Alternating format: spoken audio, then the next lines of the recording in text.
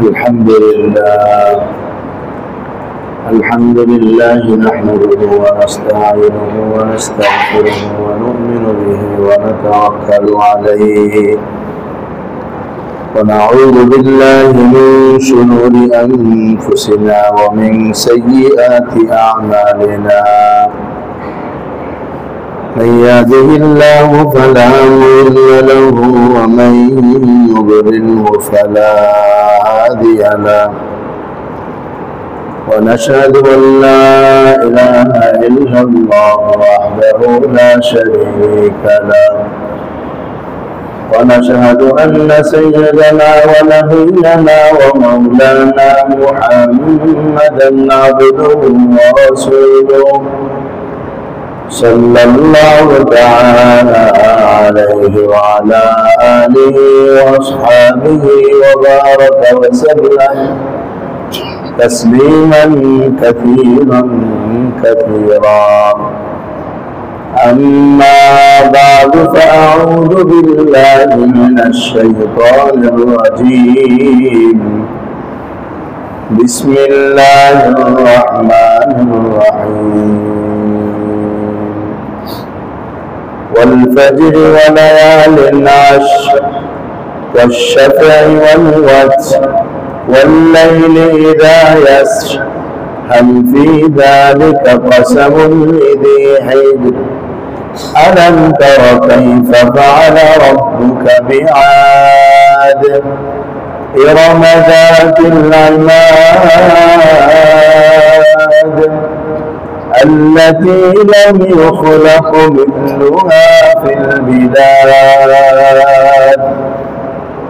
آمنت بالله صدق الله مولانا العظيم وصدق رسوله النبي الأمي الكريم ونحن على ذلك لمن الشاهدين والشاكرين والحمد لله رب العالمين سبحانك لا علم لنا إلا ما علمتنا إنك أنت العليم الحكيم اللهم صل على محمد وعلى آل محمد كما صليت على إبراهيم وعلى آل إبراهيم إنك حميد مجيد اللهم بارك على محمد وعلى آل محمد كما باركت على إبراهيم وعلى آل إبراهيم إنك حميد مجيد محترم دين ভাইরা আল্লাহ পাকের দরবারে অসংখ্য অভিনব শুকর যিনি আমাদেরকে এশারের নামাজের পর পবিত্র কোরআনুল কারীমের মজলিসে বসার তৌফিক দান করেছেন শুকর আদায় করি আলহামদুলিল্লাহ। ইমানে দিনী ভাইরা আজকে আমরা সূরা ফাজরের শুরু থেকে নিয়ে 8 নম্বর আয়াত পর্যন্ত তিলাওয়াত করেছি। এই কয়েকটি আয়াতের উপর কিছু আলোচনা হবে। আল্লাহ তাআলা আমাদের সকলকে মনোযোগ সহকারে শ্রবণ করার সঠিকভাবে বুঝার তৌফিক দান করুন। ইমানি দিনী ভাইরা এই সূরার নাম হলো সূরাতুল ফজর। ফজর শব্দের অর্থ হলো সকাল। তো এই সূরার নামে নামকরণ করার কারণ যেহেতু শুরুতে এই শব্দটা দেওয়া, এই জন্য সূরা ফজর হিসাবে নামকরণ করা হয়েছে। সূরাতুল ফজর মক্কা মুকাররমা অবতীর্ণ হওয়ার একটি সূরা, যার মধ্যে 30টি আয়াত রয়েছে।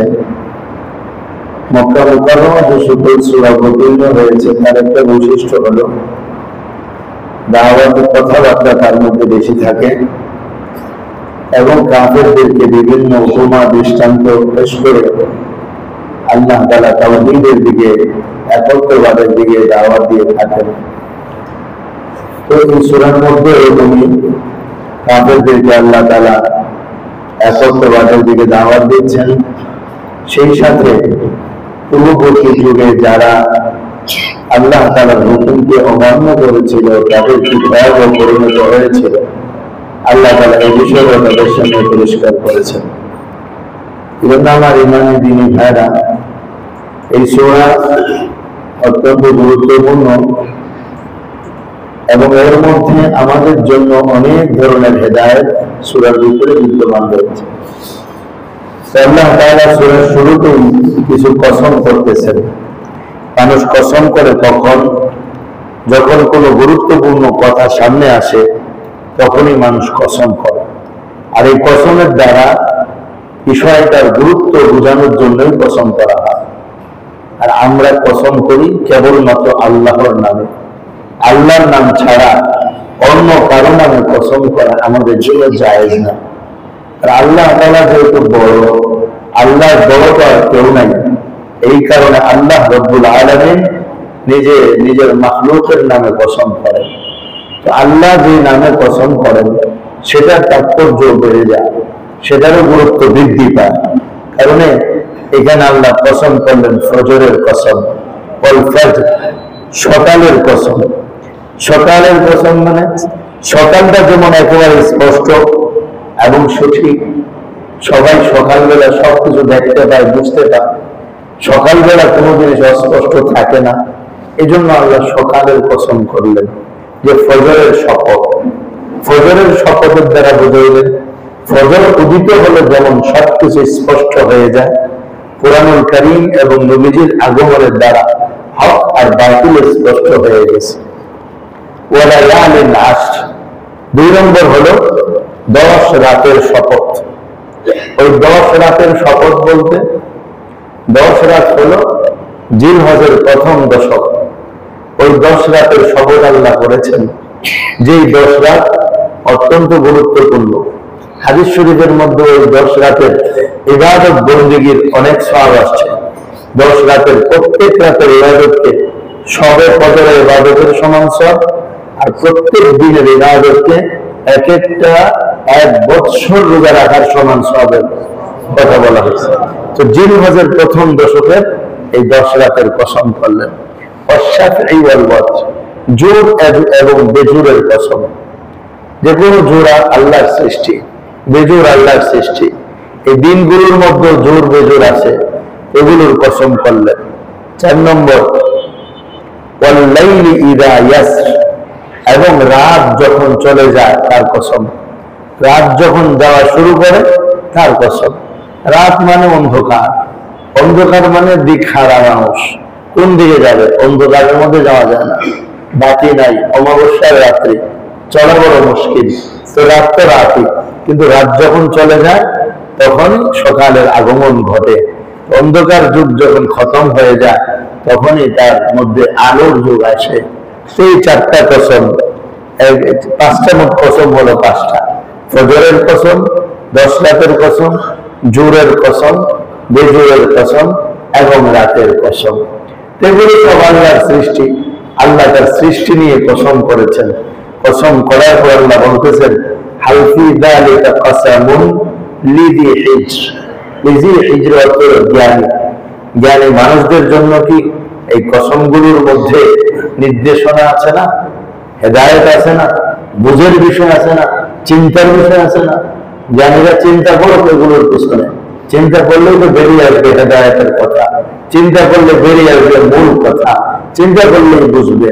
এই সবগুলোর কসম করার অর্থ হলো যে এগুলো যেমন তোমাদের সামনে সুস্পষ্ট, এগুলোর মর্যাদা যেমন তোমাদের কাছে স্পষ্ট, তেমনি ভাবে আমি যে কথাগুলো বলছি সেটাও স্পষ্ট কথা। কি বলছেন আল্লাহ?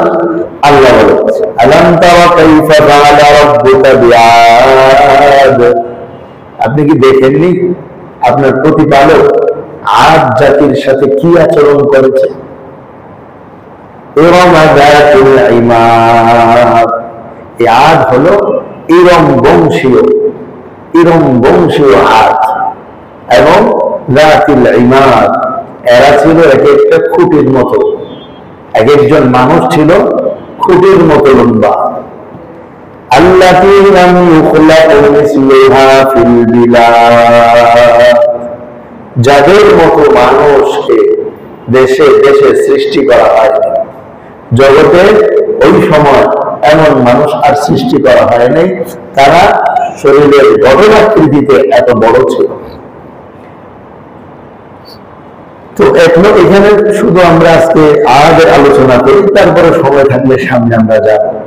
তো আল্লাহ তাআলা এতগুলো কসম করার পর, 5টা কসম করার পর আল্লাহ বললেন, আপনি কি দেখেননি আপনার প্রতিপালক আদ জাতির সাথে কি আচরণ করেছে? এখন আদ জাতি কারা, কি তাদের পরিচয়? খ্রিস্টপূর্ব 3000 বছর আগে আদ জাতি পৃথিবীতে বসবাস করতেন। তাহলে আজকের হিসাব করলে 2025, এদিক দিয়ে 2025 বছর, এদিক দিয়ে 3000 বছর, তাহলে 5025 বছর আগের কথা। কোরআন যদি আমাদের না জানাইতো, কোন ইতিহাসের কিতাব এটা আমাদের সামনে পেশ করতে পারত না। 5025 বছর আগের কথা। এই আদ জাতিকে আল্লাহ তাআলা দুনিয়ার মধ্যে বসবাস করার সুযোগ দিয়েছিলেন। এই আদ জাতি তাদের শারীরিক অবস্থান সম্পর্কে আল্লাহ এখানেই বলছেন, আল্লাতী লাম ইউখলাক মিসলুহা ফিল বিলাদ, এরা এমন, এদের মতো আর মানুষকে সৃষ্টি করা হয় নাই দেশে দেশে। মানে ওই সময় পৃথিবীতে আদ জাতির মতো আর কোন জাতি ছিল না। এরা কেমন ছিল?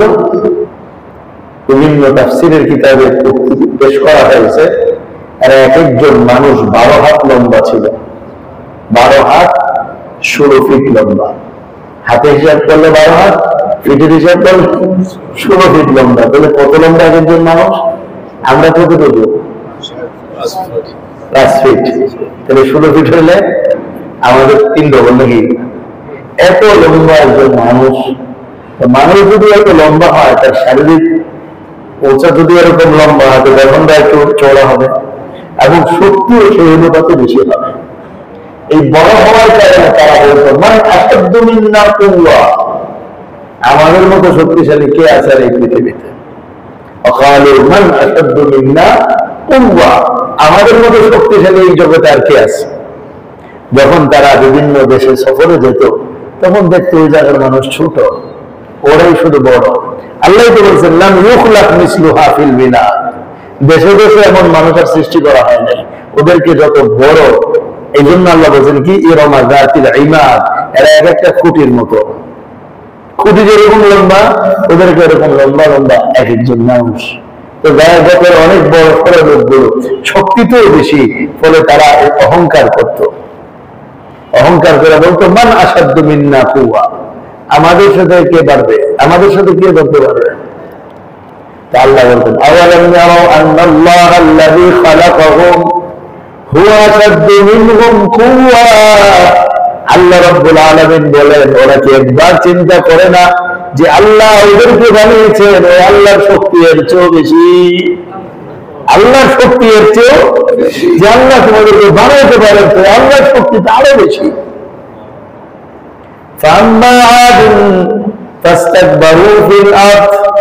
আল্লাহ কোরআনের মধ্যে বলছেন, তারা অহংকার করতে শুধু যে আমরা বড়, আমাদের শক্তি বেশি, আমাদের সাথে একদম। এমনিও দেখা গেছে কোন যুদ্ধ তাদের সাথে কেউ আসলে এরা এক একজন বড় বড় পাথর ধরে এইভাবে শত্রুর দিকে মেরে দিতে পারত। ফলে শত্রুদের কাছে আসবে কি, ওইখানেই পাথরের আঘাতে শেষ। কারণ যদি 16 ফিট লম্বা মানুষ হয়, তাহলে সে কত বড় একটা পাথর উঠাতে পারবে? এবার 5 ফিটের মানুষ তো পাথর উঠাতে পারবে না, 16 ফিটের মানুষটা যত বড় পাথর উঠাইতে পারে, তো ওটা দিয়েই তারা শত্রুকে কাহিল করে ফেলতে পারত। যার কারণে তাদের ভিতরে একটা অহংকার হয়ে গেছে। আর তারা হযরত নূহ আলাইহিস সালামের 7 পুরুষ কিংবা 8 পুরুষ পর দুনিয়াতে আগমন করে। আর নূহ আলাইহিস সালামকে আল্লাহ তাআলা ধ্বংস, নূহ আলাইহিস সালামের উম্মতকে আল্লাহ তাআলা ধ্বংস করেছেন পানিতে ডুবাইয়া। সব বন্যা পানি দিয়ে সব ধ্বংস করে দিয়েছেন। এখন ওরা চিন্তা করছে, বন্যার পানিতে ধ্বংস হয়েছে, আমরা পাহাড়ে পাহাড়ে ঘর বানায় থাকবো, আমরা পাহাড়ে পাহাড়ে ঘর বানায় থাকবো, আমরা তাবু বানায় বানায় চলবো, আমাদের ধ্বংস করার কোনো কায়দা কানুন নাই। এইভাবে অহংকার করতেন। তো আল্লাহ পাক রব্বুল আলামিন তাদের প্রতি দয়া করে, মায়া করে একজন নবীকে তাদের কাছে পাঠাইলেন। ওই নবীর নাম হলো হযরত হুদ আলাইহিস সালাম। কি নাম নবীর? জাতির নাম আদ, নবীর নাম উম্মতের নাম আর নবীর নাম মিল আছে, জাতীয় 2 অক্ষরে আর নবী 2 অক্ষরে, অর্থাৎ 3 অক্ষরে। তো হুদ আলাইহিস সালাম আসছে, একটা দাওয়াত দিয়েছেন তাদেরকে। কি বলছেন? ইয়া কওমি ইয়া কওমি আবুদুল্লাহ মা লাকুম মিন ইলাহিন গায়রু ওয়া ইলা আদিন আখাহুম হুদা ক্বালা ইয়া কওমি আবুদুল্লাহ মা লাকুম মিন ইলাহিন গায়রু। আচ্ছা বলছেন, হে আমার জাতি, তোমাদের আল্লাহ ছাড়া আর কোনো ইলাহ নাই, ইবাদত করবে একমাত্র কার? শক্তি একমাত্র কার? সব কিছু আল্লাহ, তোমরা আল্লাহর ইবাদত করো। ওরা বিভিন্ন ধরনের উত্তর দিয়েছে, বিভিন্ন ধরনের উত্তর নবীর সাথে, বিভিন্ন ধরনের বাদ দিতেন। কোরআনুল কারীম আল্লাহ তাআলা বিস্তারিত তাদের উত্তরগুলো বর্ণনা করছেন। কি কি বলছে তারা সব আল্লাহ তাআলা উল্লেখ করে দিয়েছেন, মূল মূল কথাগুলো। তারা আল্লাহ নবীর কথা মানে নাই। আল্লাহ নবী তাদেরকে বারংবার বোঝানোর চেষ্টা করছেন, এরা আল্লাহ নবীর কথা মানে নাই। তো আল্লাহ রাব্বুল আলামিন তাদের ব্যাপারে ধ্বংসের ফয়সালা, নবীজি বদদুয়া করতে দেন, বদদুয়া আল্লাহর কাছে বদদুয়া করছেন, আল্লাহ তাআলা তাদেরকে ধ্বংসের ফয়সালা করছেন। এই জাতিকে বোঝানোর জন্য এক আয়াতের মধ্যে আল্লাহ বলেন, হযরত হুদ আলাইহিস সালাম কিভাবে দাওয়াত দিয়েছেন। হুদ আলাইহিস সালাম বলছেন, ইয়া কওমি ইস্তাগফিরু রাব্বাকুম সুম্মা তুবু ইলাইহি ইউরসিলিস সামাআ আলাইকুম মিদরারা ওয়া ইয়াজিদকুম কুওয়াতান ইলা কুওয়াতিকুম ওয়া লা তাতাওয়াল্লাউ মুজরিমিন। কত চমৎকার, কত মায়াবী কণ্ঠ, মায়ার আর বুক ভরা ভালোবাসা নিয়ে আল্লাহ নবী তাদের বলছেন, ইয়া কওমি, হে আমার জাতি, ইস্তাগফিরু রাব্বাকুম, তোমরা তোমাদের রবের কাছে ইস্তিগফার করো, মাফ চাও, ক্ষমা চাও। সুম্মা তুবু ইলাইহি, অতঃপর রবের দিকে প্রত্যাবর্তন করো, তওবা করো। ইউরসিলিস সামা আলাইকুম মিদরারা, তিনি তোমাদের উপর মুষলধারে বৃষ্টি বর্ষণ করবেন। ওয়া ইয়াজিদকুম কুওয়াতান ইলা কুওয়াতিকুম, তোমাদের শারীরিক শক্তির সাথে গায়বী শক্তি যুক্ত করে দিবেন। এমনি তো শক্তিশালী মানুষ, আল্লাহ তাআলা বলছেন আরো শক্তি দিয়ে দিব, এখন যা আছে আরো দেব। তো এই আয়াত তো শুধু তাদের জন্য না, আমাদের জন্য। এই আয়াত শুধু তাদের জন্য না, এই আয়াত আমাদের জন্য। আমরা যদি ইস্তিগফার করি, আল্লাহর কাছে ক্ষমা চাই, তাহলে আমাদের উপরে তিনি রহমতের বৃষ্টি বর্ষণ করবেন। আমরা যদি ইস্তিগফার করি, আমরা যদি ক্ষমা চাই, তাহলে আল্লাহ তাআলা আমাদের শক্তির সাথে গায়বী শক্তি মিলিয়ে দিবেন। শারীরিক শক্তিকে আল্লাহ বাড়ায় দিবেন। শারীরিক দুর্বলতার যত ওষুধ খাওয়া লাগে, বেশি বেশি ইস্তেগফার করলে ওলামায়ে কেরাম বলে এত ওষুধ খাওয়া লাগবে না। কি আমল লাগবে? আস্তাগফিরুল্লাহ, আস্তাগফিরুল্লাহ, আস্তাগফিরুল্লাহ আল্লাযী লা ইলাহা ইল্লা হুয়াল হাইয়ুল কাইয়্যুম ওয়া আতুবু ইলাইহি। যত ধরনের ইস্তিগফার আছে, বেশি বেশি ইস্তিগফার করলে ওয়া ইয়াজিদকুম কুওয়াতান ইলা কুওয়াতিকুম, তোমাদের শক্তির সাথে আল্লাহ গায়বী শক্তি মিলিয়ে দিবেন। তো শারীরিক শক্তি, অর্থনৈতিক শক্তি, মানসিক শক্তি, রাষ্ট্রীয় শক্তি, অস্ত্রের শক্তি, সমস্ত শক্তির মধ্যে চলে আসবে। যাতে ইস্তেগফার করো, কোন বিদেশিরা আমাদের দেশ দখল করার স্বপ্ন দেখতে পারবে না। ওই শক্তি আল্লাহ দিয়ে দিবেন। দুনিয়াতে আল্লাহ দেখাইছিল সাহাবায়ে কেরামকে। হযরত ওমর রাদিয়াল্লাহু তাআলা আনহু যখন আমিরুল মুমিনিন অর্ধপৃথিবীর বাদশা, হযরত ওমরকে দেখার জন্য বিদেশিরা আসতো। এক নজর ওমরকে দেখবো, ওমর কেমন শত, অর্ধেক পৃথিবী দখল করে ফেলছে। এক লোক আসছে, কাফের বেঈমান, হযরত ওমরকে দেখার জন্য। খোঁজ নিয়ে পাইছে হযরত ওমর এখানে আছে।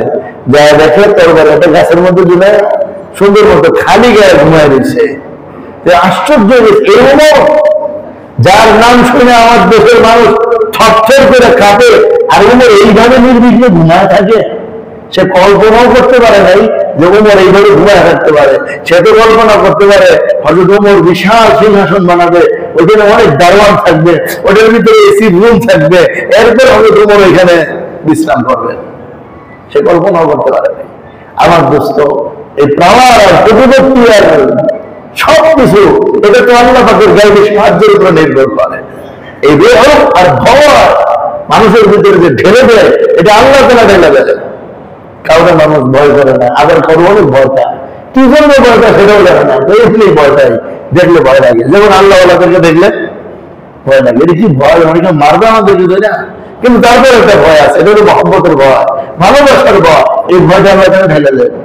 রাসূলুল্লাহ সাল্লাল্লাহু আলাইহি ওয়াসাল্লাম বলেন, নসিবতু বিররুবি, আমাকে আল্লাহ তাআলা ভয়ের দ্বারা সাহায্য করছে।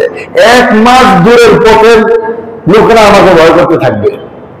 নবীজি যদি কোথাও এলাকায় যুদ্ধের জন্য যাবেন, 1 মাস সময় লাগবে যাইতে, ওই যুদ্ধের ভিতরে এখনই ভয় ঢুকাই দিবেন আল্লাহ তাআলা।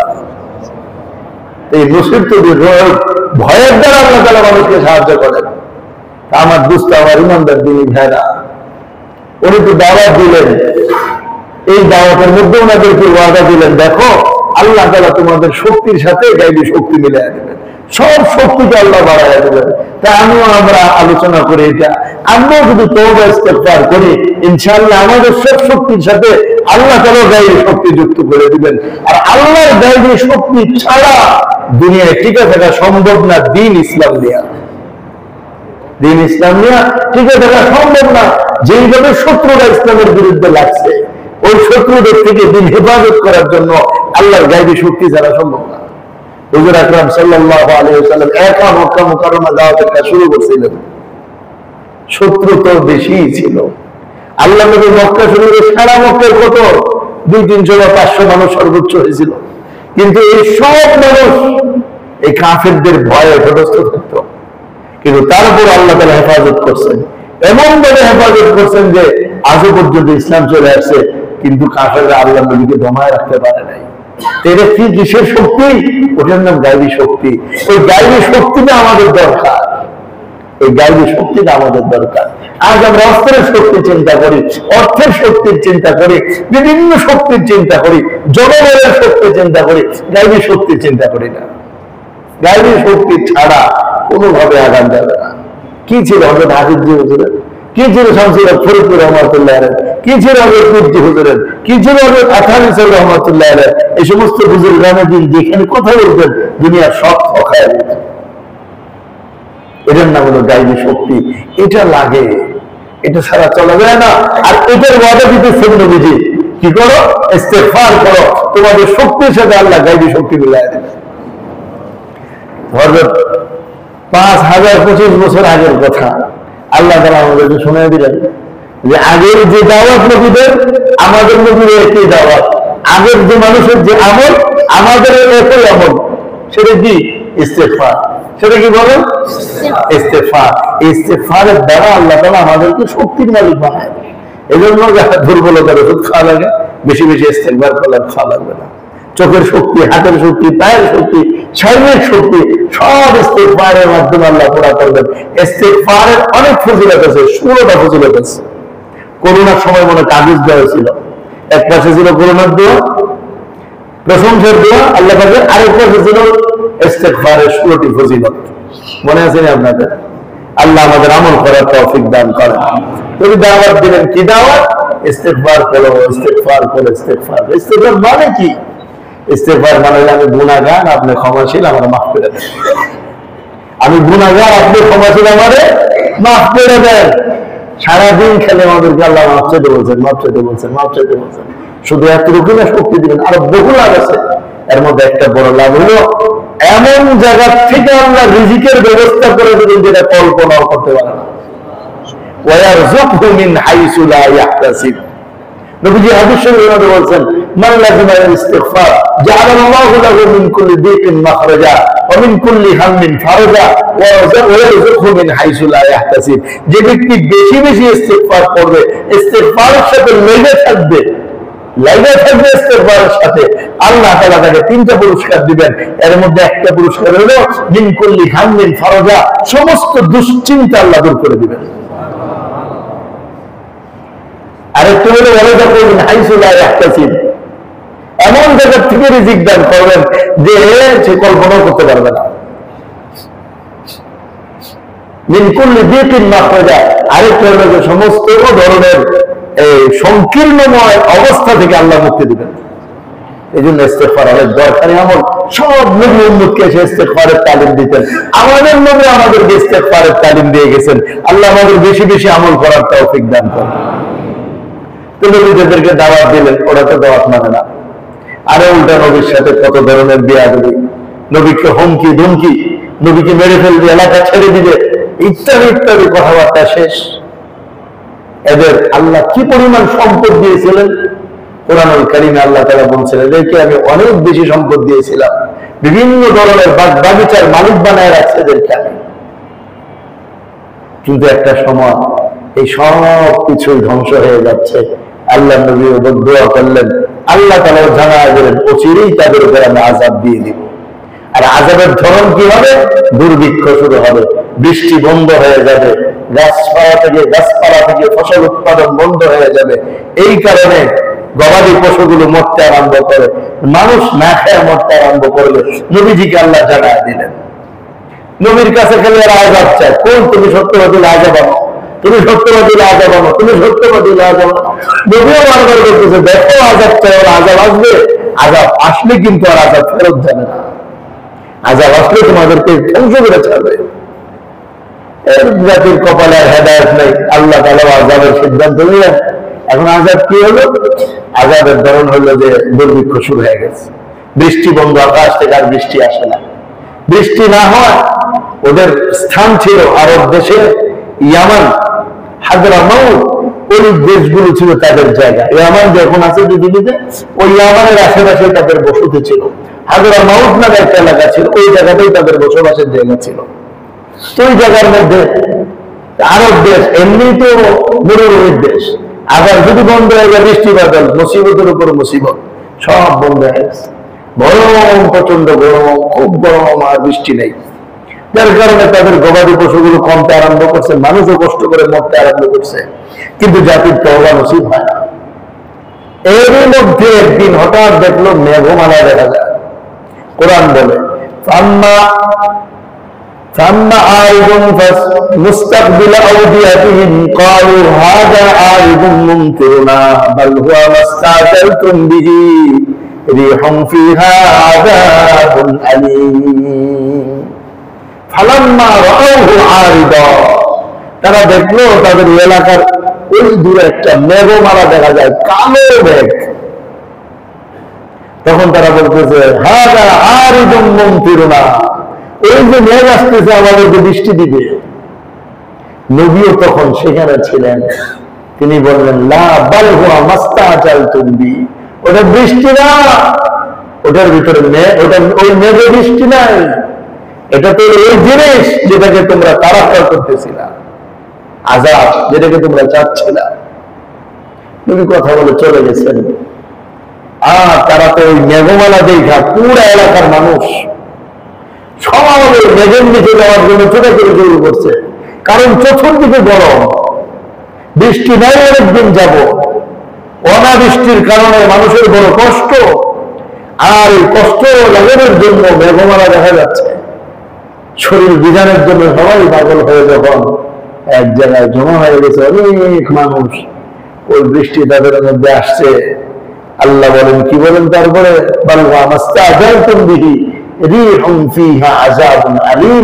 ওই বাতাসের ভিতরে তো ওটা হলো বেদনাদায়ক বাতাস, বিপজ্জনক বাতাস, আর ওটার ভিতরে ছিল মর্মন্তুদ শাস্তি। কি হলো? তুদাম্মির কুল্লা শাইইন বিআমরি রাব্বিহা, আল্লাহ বলেন সব কিছুকে একবার তছনছ করে দিয়েছে। কতদিন ছিল এই বৃষ্টি? সাখখারাহা আলাইহিম সাবআ লায়ালিন ওয়া সামানিয়াতা আইয়াম, 7 রাত 8 দিন টানা বর্ষণ হয়েছে। 7 রাত 8 দিন টানা বর্ষণ হয়েছে। বক্সিবাজারে মানুষকে জিজ্ঞেস করে দেখেন, আধা ঘন্টা টানা বর্ষণ হলে নৌকা চলে। 7 রাত 8 দিন বর্ষণ যদি ঢাকাতেও হয়, ঢাকাও ডুবে যাবে। চিন্তা করেন, আল্লাহ রাব্বুল ইজ্জত কত বড় ক্ষমতার অধিকারী। বৃষ্টি দিয়ে মানুষ সব শেষ করে ফেলেছে।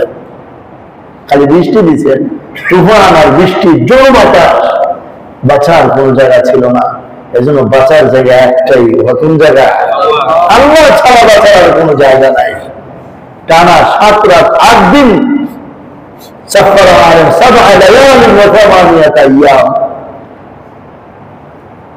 এইভাবে যখন 7 রাত আর 8 দিন অনবরত বৃষ্টি আর তুফান চলতে আরম্ভ করলো। এই সবগুলো এমন ভাবে মারা গেছে, আল্লাহ কোরআনের মধ্যে বলছেন মনে হয় যে এক একটা রাস্তা খেজুর গাছ করে দিচ্ছে। 16 ফিট লম্বা, তো এক একটা রাস্তা খেজুর গাছ করে দিচ্ছে। তো দাম্মির কুল্লা শাইইন বিআমরি রাব্বিহা, আল্লাহর নির্দেশে সব কিছুকে ভেঙে চুরমার করে দিচ্ছে। আল্লাহ কুরআনুল কারীমের বিভিন্ন জায়গায় বান্দার প্রতি আক্ষেপ করে বলছেন, এই সমস্ত আয়াত থেকে, নিদর্শন থেকে বান্দারা শিক্ষা নেয় না। ওমা যালামাহুমুল্লাহ ওয়ালাকিন কানু আনফুসাহুম ইয়াজলিমুন, আল্লাহ তার বান্দাদের উপর বিন্দু পরিমাণ জুলুম করেন নাই। আল্লাহ তার বান্দাদের উপর বিন্দু পরিমাণ জুলুম করেন নাই, কিন্তু বান্দারা নিজেরাই নিজেদের উপর জুলুম করছে। আল্লাহ তো জুলুম করেন নাই, বান্দারা নিজেরাই নিজেদের উপর জুলুম করছে। ওই জাতি আজ থেকে সেই 5025 বছর আগে দুনিয়ার থেকে চলে গেছে। ইতিহাস আমরা কেউ জানতাম না, আমরা সেখানে ছিলামও না, কিন্তু আল্লাহ ওই জাতির ঘটনা আমাদের সামনে তুলে দিয়েছেন। তুলে আল্লাহ বুঝাই দিয়েছেন, বান্দা আজ জাতি যেই কারণে ধ্বংস হয়েছে, তুমি ওই কারণে ধ্বংস হয়ে। নবী হুদ আলাইহিস সালাম যেগুলো দাওয়াত দিছে, তোমার নবী মুহাম্মদ রাসূলুল্লাহ সাল্লাল্লাহু আলাইহি ওয়াসাল্লাম দাওয়াত দিয়ে গেছে, তোমার নবী দাওয়াত দিয়ে গেছে। আর তোমার কাছে কোরআনুল কারীম রেখে গেছে। এই কোরআন তোমার জীবনের জন্য হেদায়েত। তুমি কোরআনকে ধরো, জীবনের সমস্ত স্তরে কোরআনকে মেনে চলো, তাহলে তুমি ধ্বংস হবে না। যদিও আমাদের নবীজি দোয়া করে গেছেন, আল্লাহ সমূলে আমার উম্মতকে ধ্বংস করে দিয়েন না। আল্লাহ বলছেন ঠিক আছে, আমি আপনার উম্মতকে সমূলে ধ্বংস করে দিব না, কিন্তু ছোট ছোট আযাব আসবে না এমনটা তো বলে নাই। ছোট ছোট আযাব আমাদের উপর আসতে থাকবে। এই জন্য আমার ভাই, আমার দুস্থ, আল্লাহ এখানে বললেন, 5টা কসম খায় বললেন। কি বললেন? আলাম তারা কাইফা ফাআলা রাব্বুকা বিআদ, আপনি কি দেখেননি আপনার প্রতিপালক আদ জাতির সাথে কি আচরণ করেছে? কি আচরণ করেছে? আদ মানে নাই তো দাম্মির কুল্লা শাইইন বিআমরি রাব্বিহা, তো তাদের সব ধ্বংস করে তছনছ করে দিয়েছে। হুসুমান ফাতারাল কওমা ফিহা সারআ কাআন্নাহুম আ'জাযু নাখলিন খাবিয়া। এই যে আল্লাহ বলছেন যে এরা যেন খেজুর গাছের মতো পড়ে গেছে শুধু সকালবেলা, আর কিছুই ছিল না।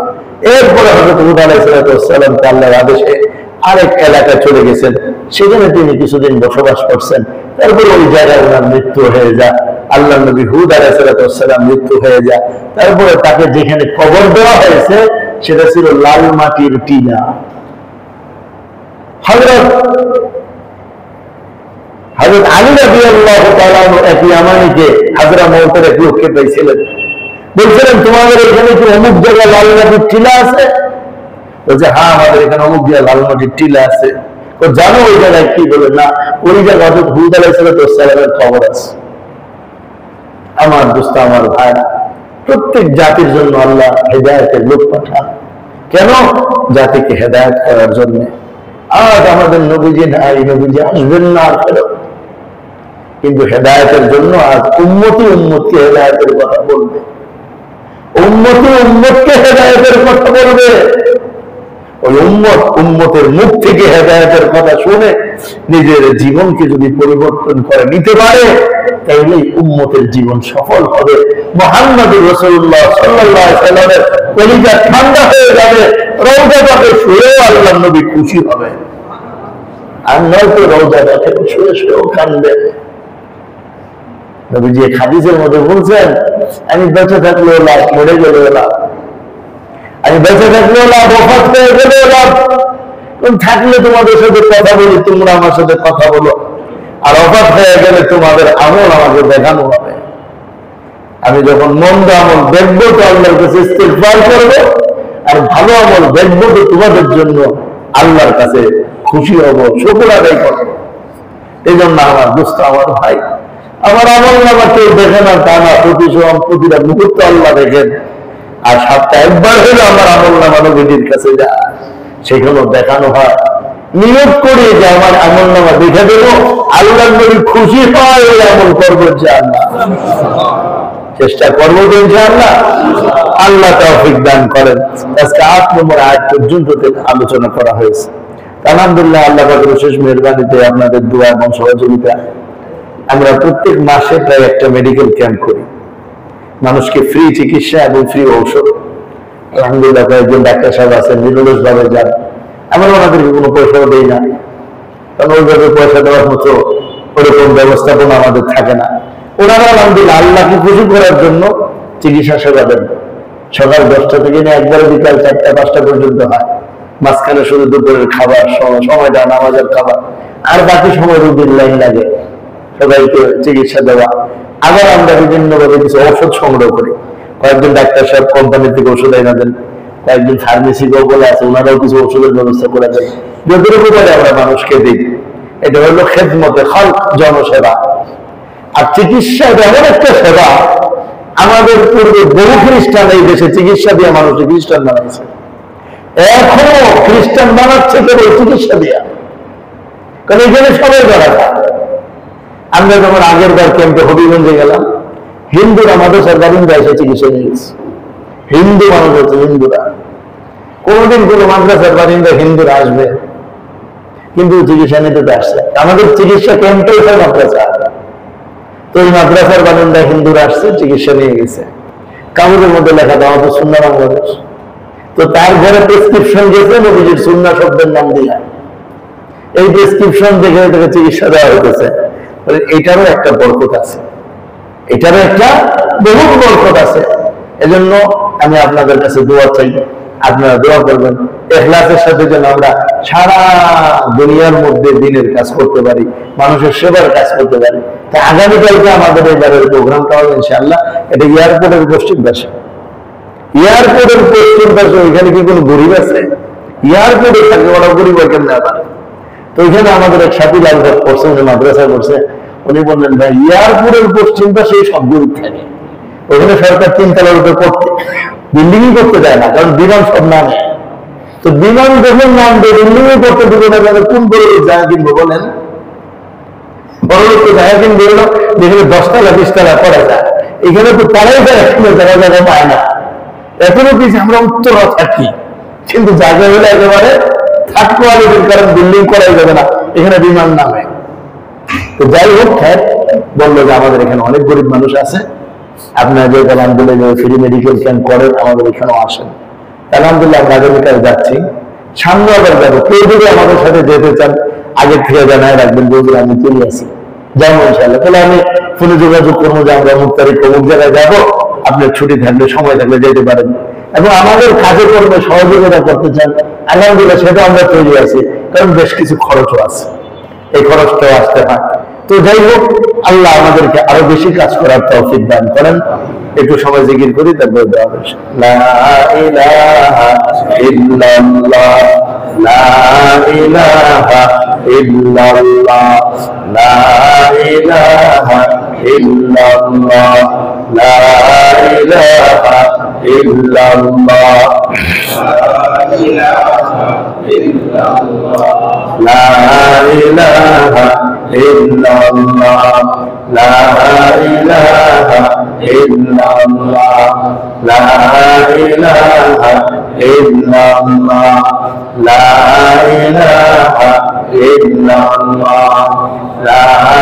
ইলাহা ইল্লাল্লাহ,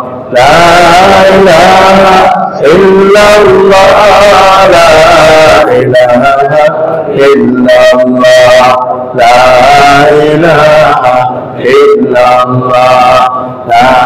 ইলাহা ইল্লাল্লাহ, লা ইলাহা ইল্লাল্লাহ, লা ইলাহা ইল্লাল্লাহ, লা ইলাহা ইল্লাল্লাহ, লা ইলাহা ইল্লাল্লাহ, লা ইলাহা ইল্লাল্লাহ, লা ইলাহা ইল্লাল্লাহ, লা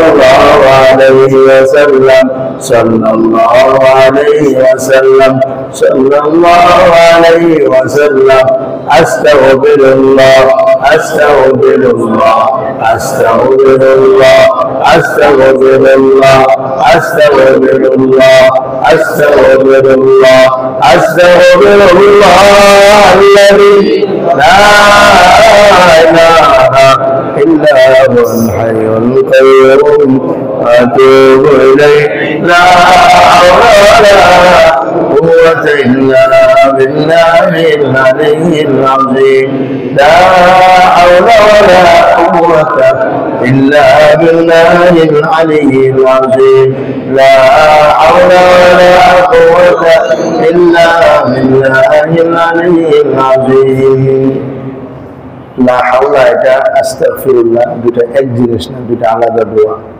আস্তাগফিরুল্লাহ আলাদা দোয়া লা হাওলা আলাদা দোয়া কিন্তু আমরা একসাথে পড়ার কারণে অনেকের মনে করে দুটো বুঝি এক দুটো আলাদা আলাদা দোয়া আস্তাগফিরুল্লাহ আল্লাযী লা ইলাহা ইল্লা হুয়াল হাইয়ুল কাইয়্যুম ওয়া আতুবু ইলাইহি এটা শেষ আরেকটা দোয়া হলো লা হাওলা ওয়ালা কুওয়াতা ইল্লা বিল্লাহ এটা অনেক দামি দোয়া লা হাওলা ওয়ালা কুওয়াতা ইল্লা বিল্লাহ অনেক দামি দোয়া যার যে আশা এই দোয়া পড়ে খালি আল্লাহর কাছে মনে মনে বলতে থাকবেন দেখবেন যেটা কবুল হয়ে গেছে লা হাওলা ওয়ালা কুওয়াতা ইল্লা বিল্লাহ আল্লাহ তৌফিক দান করেন اللهم صل على محمد وعلى ال محمد كما صليت على ابراهيم وعلى ال ابراهيم انك حميد مجيد اللهم بارك على محمد وعلى ال محمد كما باركت على ابراهيم وعلى ال ابراهيم إنك حميد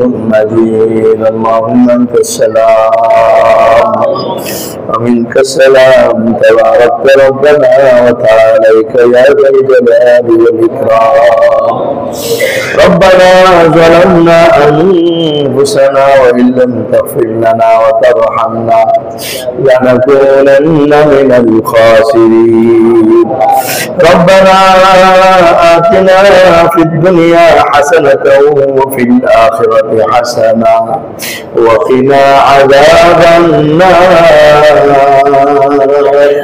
رب اغفر لي ولوالدي وللمؤمنين يوم يقوم الحساب حسبنا الله ونعم الوكيل نعم المولى ونعم النصير اللهم اصلح عاقبتنا في الامور كلها واجرنا من خزي الدنيا وعذاب الاخره اللهم وافيه كوافيه الوليد اللهم نقنا من الذنوب كما ينقى الثوب الابيض من الدنس اللهم باعد بيننا وبين خطايانا كما باعدت بين المشرق والمغرب اللهم ات نفسي تقواها وزكها أنت خير من زكاها أنت وليها ومولاها أنت وليها ومولاها أنت وليها ومولاها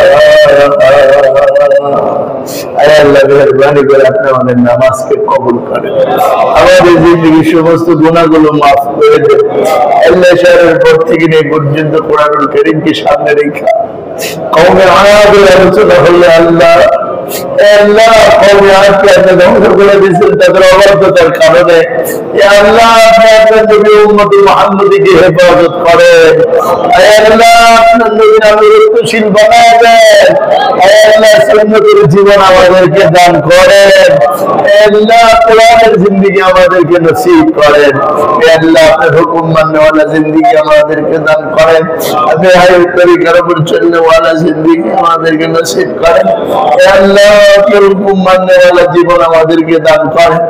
আল্লাহ আপনার মহব্বত আমাদের দিলের ভিতরে দান করেন, আপনার নবীর ভালোবাসা আমাদের দিলের ভিতরে দান করেন। আল্লাহ আমাদেরকে কোরআন মানবার তৌফিক দান করেন, কোরআনের উপরে আমল করবার তৌফিক দান করেন। ব্যক্তি জীবন থেকে আন্তর্জাতিক জীবন পর্যন্ত সমস্ত ধাপে কোরআনকে মানার তৌফিক আমাদের দান করেন। আল্লাহ আমাদের উপরে আপনি রাজি আর খুশি হয়ে যান। আল্লাহ আমাদের অসুস্থদেরকে সুস্থতা দান করেন। আল্লাহ বিমারীকে বিমার দূর করে দেন। আল্লাহ ঋণগ্রস্তকে ঋণ পরিশোধ করে দেন। আল্লাহ নির্যাতিত মুসলমানদেরকে সাহায্য করেন, ফিলিস্তিনের মুসলমানদেরকে সাহায্য করেন, গাজার মুসলমানদেরকে সাহায্য করেন। আল্লাহ আমাদের ঈমানকে পাক্কা বানায় দেন। আল্লাহ আমাদের ঈমানকে খাঁটি বানায় দেন। আল্লাহ আমাদের ঈমানকে আমলকে সুন্দর করে দেন। আল্লাহ আমাদের আখলাককে সুন্দর করে দেন। আল্লাহ শেষ রাতে উঠে আপনার কাছে কান্নাকাটি করার তৌফিক দেন। আল্লাহ অনাদর এলাকাগুলোকে দ্বীনের দ্বারা আবাদ করার তৌফিক দেন। আল্লাহ খিদমতে খালকের জন্য কবুল করেন। আল্লাহ দ্বীনের কাজের জন্য সুস্থ ব্যবস্থা আপনি করে দেন। আল্লাহ দ্বীনের কাজের জন্য সুস্থ ব্যবস্থা আপনি করে দেন। আল্লাহ দিন থেকে দূরে সরার এই জমানা চলতেছে, হাজার আমাদের চতুর্দিক থেকে আমাদেরকে গ্রাস করে দিচ্ছে। সঠিকভাবে দিনের কাজ করার তৌফিক আপনি দান করেন। মুসলমানদেরকে আমাদের সঙ্গে থাকবার তৌফিক দান করেন। আল্লাহ সকল ফিতনা থেকে হেফাজত করবেন। আমাদেরকে পরিপূর্ণ সুস্থতা দান করেন। আমাদের আব্বা আম্মাকে মাফ করে দেন, আমাদের ভাই বোনদেরকে মাফ করে দেন। আল্লাহ যারা জীবিত আছে খায়াত নসিব করেন, যারা দুনিয়া থেকে চলে গেছে মাফ করে দেন, মাফ করে দেন। কবরে আযাব দিয়েন না, কবরে শাস্তি দিয়েন না, কবরে শাস্তি দিয়েন না।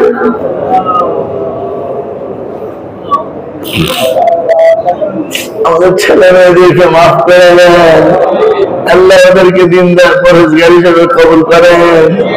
আমাদের ছাত্র আমাদের উস্তাদদেরকে মাফ করে দেন।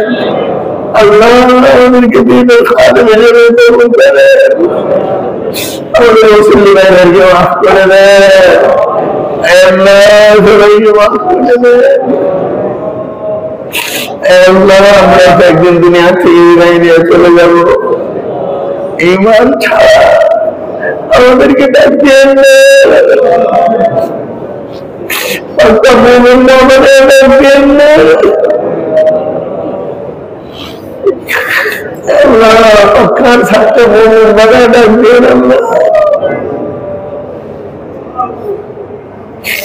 আল্লাহ আমাদের কাজে কর্মে বরকত দান করেন, ব্যবসার মধ্যে বরকত দান করেন, চাকরির মধ্যে বরকত দান করেন, কামাই রোজগারে বরকত দান করেন। আল্লাহ যে পরিমাণ অর্জন হয় এর মধ্যে আপনি সব কিছু পরিপূর্ণ করে দেন। আল্লাহ ওয়াবিদের অভাব দূর করে দেন। আল্লাহ আপনার কাছে যারা চাইতেছে সবার চাওয়াকে কবুল করেন, সবার মনের আশাকে পুরো করে দেন, গুনাহ থেকে বাঁচায় দেন। আল্লাহ আল্লাহ আমাদের দোয়াকে কবুল করেন। আল্লাহ আগামীকালে মেডিকেল ক্যাম্পে কবুল করেন। আল্লাহ সমস্ত সামানকে আপনি আসান করে দেন। আল্লাহ উম্মতের ইসলাহের জন্য আমাদেরকে কাজ করার তৌফিক দান করেন। আল্লাহ আপনি আমাদেরকে কবুল করেন। আল্লাহ ইখলাসের সাথে আপনার জন্য কাজ করার তৌফিক দেন। শেষ রাতে কান্নাকাটি করার তৌফিক দেন। আল্লাহ শেষ রাতে কান্নাকাটি করার তৌফিক দেন। আল্লাহ আমাদের দুআ ও মুনাজাতকে কবুল করেন। ربنا تقبل منا إنك أنت السميع العليم وتب علينا إنك أنت التواب الرحيم وصلى الله تعالى على خير خلقه محمد وعلى آله وصحبه أجمعين برحمتك يا أرحم الراحمين.